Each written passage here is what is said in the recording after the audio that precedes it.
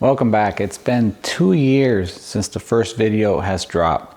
So today we're going to recreate that recipe. If looks could kill, if looks could kill. So 2 years ago, I came up with a recipe to start YouTube to see how it was going to go. Didn't know if I was going to keep it up or not, but 2 years later, here we are. So the first cooking video I did was guacamole. As you can imagine, when you're starting off, camera equipment, lighting, everything wasn't up to par. Even, trying to stay calm while you're being shot and everything like that. So I want to recreate that recipe and show you a new way to do it with some new fresh ingredients. So here we go. So I'm going to start off with using some cherry tomatoes. The cherry tomatoes I'm using are from my own plant. I grew my own little cherry tomatoes, and here we go. So the reason why I'm using cherry tomatoes instead of a steak tomato or any other tomato or aroma is because of the flavor. They're a little bit more intense. They're also a little bit more sweet. This is the secret ingredient that makes this recipe even more amazing than the original.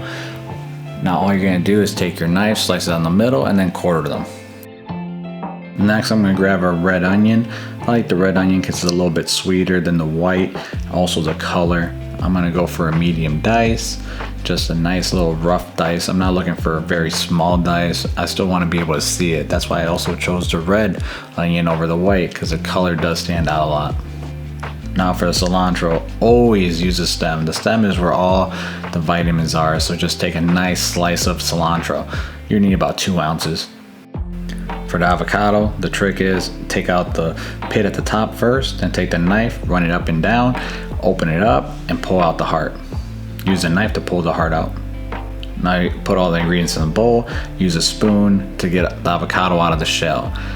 That's the way I've always been raised to do it. That's the way I still do it to this day. Nice spoon, take your time, and just make sure you get all that avocado, because avocado is super expensive. Now for the acid, we're using lime. Take a knife, split it down the middle, and squeeze it out. This is where you can really get all that frustration out and just, squeeze like your life depends on it. So just get all the lime out. Be careful not to drop one in the bowl, just like how I did. And that's all you need, just 1 full lime. Now for the kosher salt, that's 1 pinch. Now this is a utensil I use for guacamole that most people don't know. I use a whisk. The whisk I use because it leaves it chunky. I also use this if you're making mashed potatoes. So all you're doing is smashing it up and down. Don't be afraid of whatever avocado gets stuck inside it. All you gotta do is use the same whisk to hit the bowl to get all of the avocado out from inside. Now I'm gonna take a rubber spatula and fold it all in to incorporate all the seasonings and all the flavor and just make it nice and pretty. So there you go, very easy.